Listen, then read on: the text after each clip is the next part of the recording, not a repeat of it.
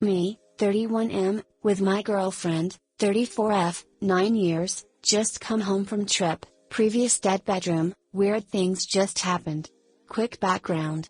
I had to make a throwaway as she uses my machine and knows my Reddit user. We've had a dead bedroom for 5 years. We're in negative equity with our house, so it's been a bit of a put up and shut up situation. I gave up trying to remedy the dead bedroom about 2 years ago. We get on okay and we just put it behind us. She knows I play and doesn't mind. I gave up attempting romance because it usually led to an argument. She's been away on a business trip and she mentioned over Skype how some guys had been hitting on her. She professed and told me it was weird, but oddly I didn't really care much. I just laughed it off. Nothing else we talked about while she was away seems to make me nervous. She came back this morning while I was still asleep. She got into bed with me, we have separate bedrooms now, and started getting heavy really quick. It was slightly nervous, but she was adamant she wanted romance. Of course, as it's been months since our last, failed, attempt, I relented. But she completely nixed the idea of a rapper. I kinda felt a little powerless to say no. I just woken up, had stressful times recently, and this was the first bit of willing action I've had in years. When I was close, I said that I should pull out, but she pushed my hands back and kept going. And of course I came in her. Afterwards, we were chatting and she brought up about how guys were nearly all chatting her up, even ones 20 years her senior. She said it was creepy. Anyway, I said we should go get the morning after pill. She protested and said she just wanted some sleep, but I said no. I kept the whole conversation on her trip, fun parts that she got up to with colleagues and that. I'd previously mistaken her initiating romance as just her being finally horny, but the conversation in the car on the way to the chemist has put me off a little. I don't know. Something seems off. Even in the pharmacy she acted like she didn't want to be there and insisted on going up to the counter on her own. She did actually get the pill. I watched her take it. She's sleeping now after her flight, but I don't know what to make of this. No action for years. Any romantic congress we do have has been very much just enough to shut me up kinda thing, largely why I gave up asking. This morning she seriously wanted it. She said that she was only 6 days after her period, so we were quite safe. This was in response to me saying we should go get the pill. She was very much for going in bare. It was the first thing she did when she arrived back. She didn't even put her suitcase in the room or make a coffee. Before, when she's been away, I was very much the last thing on her mind when she came back. I can't put a pin in it. On the top level, where my head is at, I'm wondering if she cheated while she was away and is worried because they didn't use protection and now she's trying to, well, you know, trap me with it? Or maybe she thinks I want to break up with her. It's crossed my mind a lot, and she thinks if she gets pregnant, I'll be trapped? I really don't know what to make of it. This wasn't normal, put it this way. She insisted I came in her, damn near held me down for it, and then protested when I wanted to get the pill. Not loads, it wasn't a shouting match, but she seemed more than happy to just leave it and not bother. Something is off here. Something is really off. I'd love to just say while she was away she had time to think poop through and wants to make nice with me, etc., but I don't know.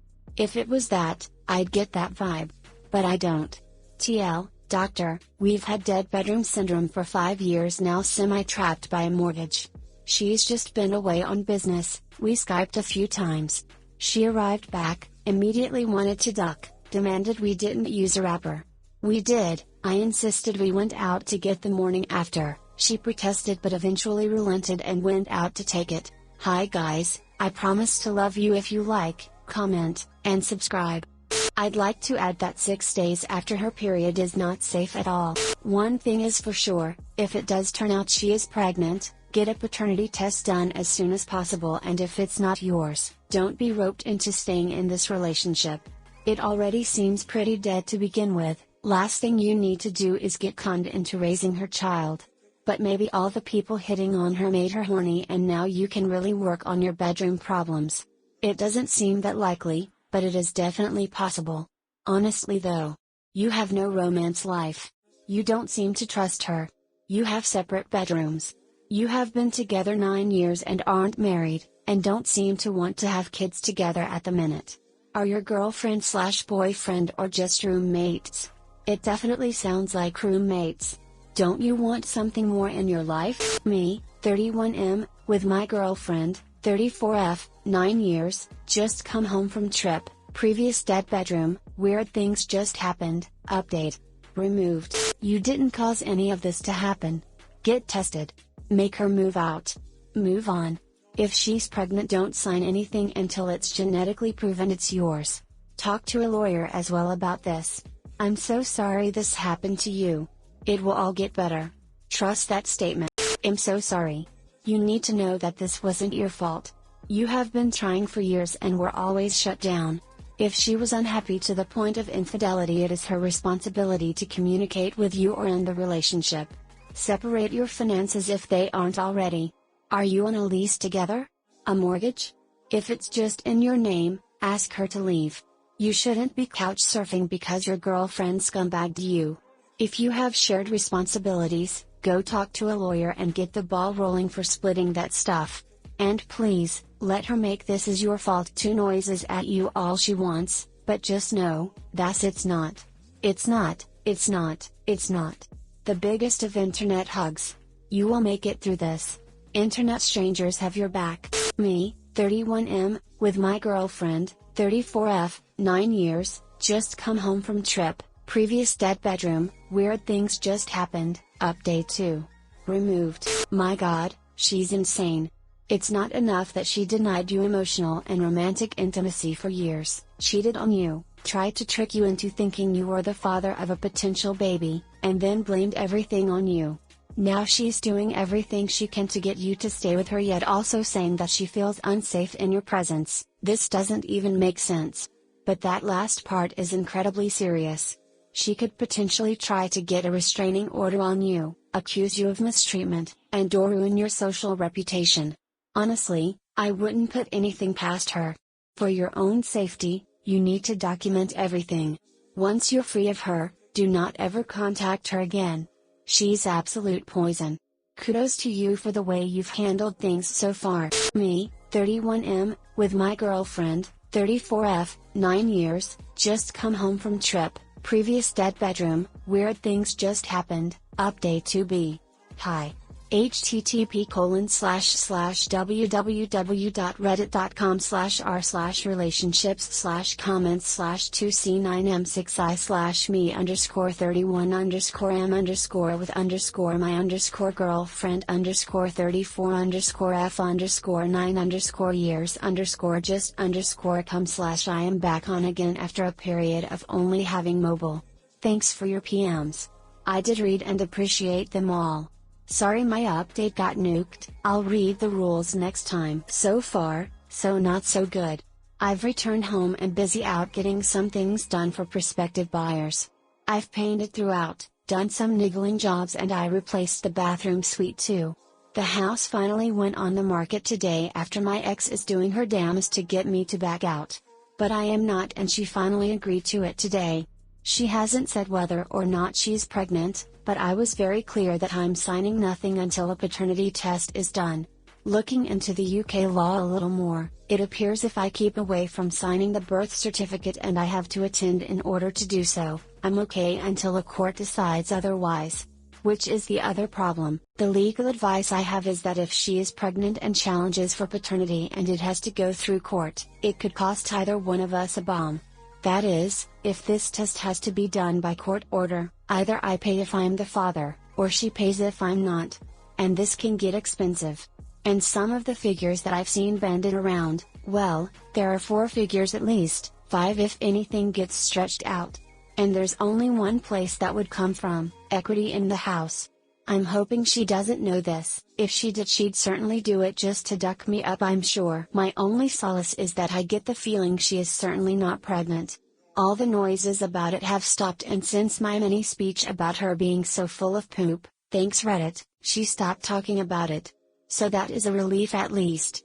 The mini speech basically amounted to her being full of poop about ovulation periods, how lying about a pregnancy test was stupid given Google exists, and Reddit, and that she's destroyed any sort of trust or credibility.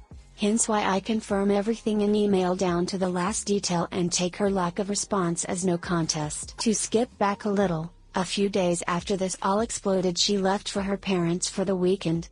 She gave me some bullpoop that she didn't feel safe with me in the house. I initially crashed at my parents' house for a couple of days, and when I was at the stage of attempting to figure out how I could stay out completely until the house was sold, I found that I didn't have many friends who I could realistically rely on. I didn't ask, but I didn't feel I wanted to impose, and premiere ends are expensive. It was the safe comment that got me. That really did piss me off no end, as I've never done anything ever to make anyone feel like that in my life. But I knew what she was doing at the back of my mind.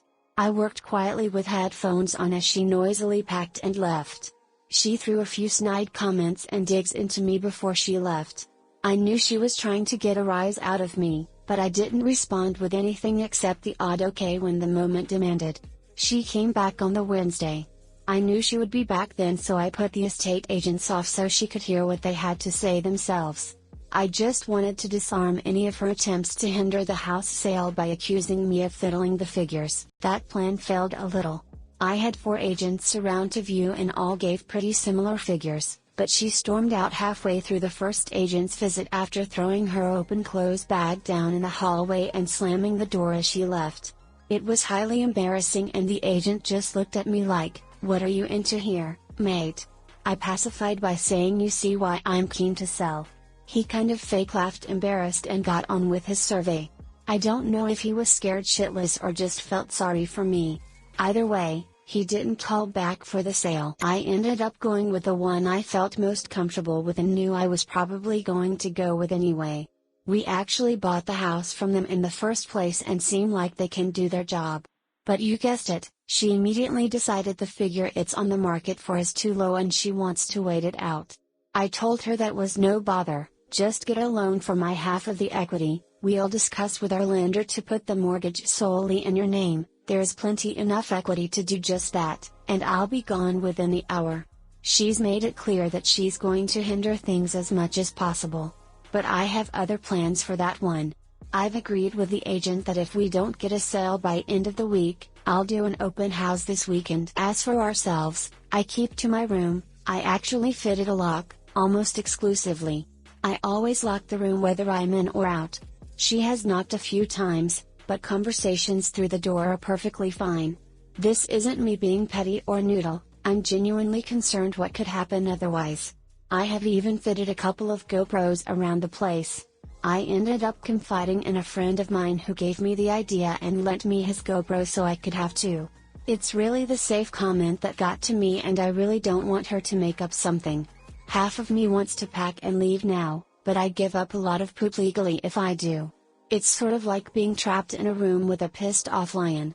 Even if you do nothing wrong, she could rip me to shreds with a simple 999 "help my boyfriend is beating me" call. So hence, the GoPro cameras, the lock on my door which is always locked even for bathroom breaks, and if I'm in any way out of shot of the camera, it's for no more than seconds at a time. In a way, it's a good thing. Anytime she's playing at being civil and trying to have a laugh with me, I just remember what she said. She doesn't know about the GoPros, and I am hell-bent on making sure I'm always in shot. I'm so paranoid I'm even looking at footage to make sure it's recording properly. I don't go in rooms where I know the GoPros can't record me if she's in the house. I know this seems paranoid and pathetic, but the fact that she said it and the fact that after all these years, this completely brand new nutter has emerged out of nowhere is just phasing me totally. Other than that, not much to say. It's all pretty boring. I'm recording almost everything in Excel. Any business we discuss, I spend ages tapping out an email. She refuses to respond to them despite my asking, the mistake right there I think, which is a bit petty. But I just want the record of anything we agree on. I cancelled a bunch of the services we have and closed the joint credit card account. I found a bill the other day for her own card with about £9,000 on it, but that's nothing to do with me.